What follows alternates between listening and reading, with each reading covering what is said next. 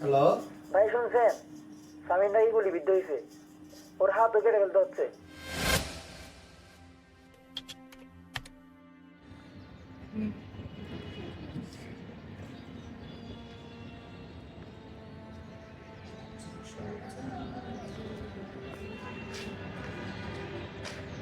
ভাই দেখেন বিষয়টা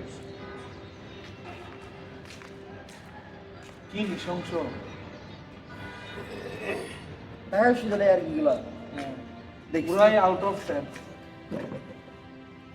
ভাই যা দেখতেছি এখন এটা দেরে এবার কিছু তো হবে। গতকালকেও একটা দেখলাম সংবাদে কিভাবে যে মারতেছে ওখানের ওদেরকে। কিছু তো একটা অবশ্যই হবে, এটাই ওদের কফিনের শেষ প্যারাক। আমার একটাই আফসোস, যদি 2006 সালের 28 অক্টোবর আমার পা না হারাইতাম, আমি তোমাদের সাথে মাঠে নামতাম। থাক ভাই, আফসোস করিয়েন না। 28 অক্টোবরের প্রতিশোধ এবার আমরা নিবই। হ্যাঁ ভাই, এখন আস্তে আস্তে সব ছাত্ররাই মাঠে নামতেছে। গতকালকে আমাদের এখানে তো বিকালে কর্মসূচি ছিল, আজকেও দিছে। আজকে আমি যাবো চিন্তা করতেছি আর কি। এখন তো আসলে আমাদেরকে চেগোবেরার মধ্যে বলতে হবে যে হয় মৃত্যু, না হয় আমাদের মাতৃভূমি অনেকটা।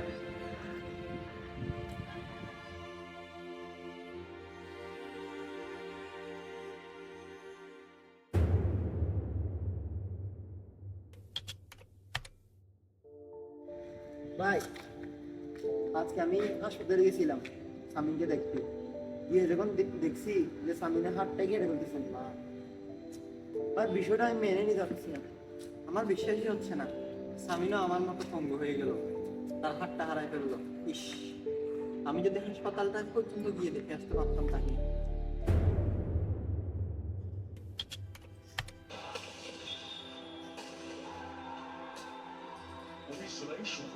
চতুর্দিকে গোলাগুলি সংঘর্ষ, আন্দোলনে থাকা নিরস্ত্র মানুষগুলো গুলিবিদ্ধ হয়ে লুটিয়ে পড়ে একের পর এক।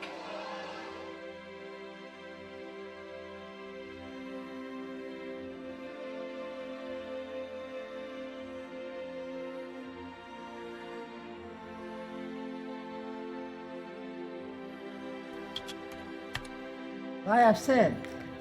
হঠাৎ এত সকালে ডাকা যাবে? ভাই এই যে কি এটা? ব্যাগটা রাখেন, আমি না বলার আগ পর্যন্ত ব্যাগটা ক্লিয়ার না। এটা কি আছে? তুমি কোথায় যাচ্ছ? আমি আসি। রে, ছেলেটা ব্যাগটা দিয়ে গেল, কি আছে এই ব্যাগে? কিছু বলে গেল না। আজ দেশের যদি কিছু হয় আর কি। পৃথিবী ছাত্র আন্দোলনের এক দফা দাবির মুখে শেষ পর্যন্ত প্রধানমন্ত্রী পদ থেকে পদত্যাগ করেছেন শেখ হাসিনা।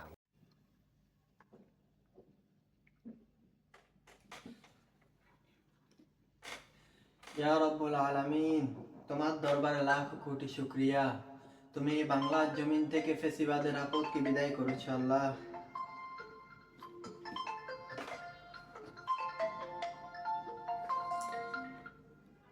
হ্যালো হ্যালো ভাই, আদিল তো গুলিবিদ্ধ হয়ে শহীদ হয়ে গেছে।